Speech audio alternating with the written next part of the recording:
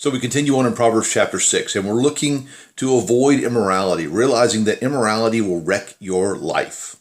And there are people that are going to come into our lives who, that's all they want from us is physical intimacy. And as we said, God has put boundaries up for where physical intimacy should happen, and it should only happen between a man and a woman in the bond of marriage. Anything outside of that is outside of God's boundaries. Now, let me just go ahead and stop you right here. You might say, well, I've stepped outside of those boundaries in the past. We're not talking about the past. We're avoiding future sin. Okay? So let's just put that right there, draw that line. There are people that are going to come into our lives who are going to be tempting to us. Remember, as I said in the writing, what does a hussy look like? They don't wear a sign.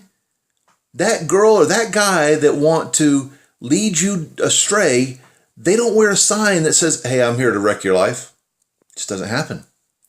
And so there are two things that Solomon tells us to avoid being immoral. He says, first of all, for that person that wants to tempt you, don't lust after her beauty in your heart. And it could be a him.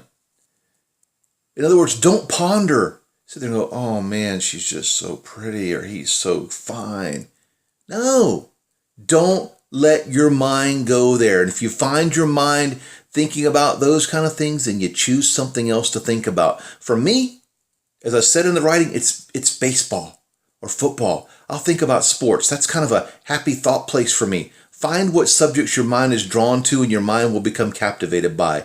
And when you're tempted, you just, boom, kick into that gear. Second, don't let her hold you captive with her eyes.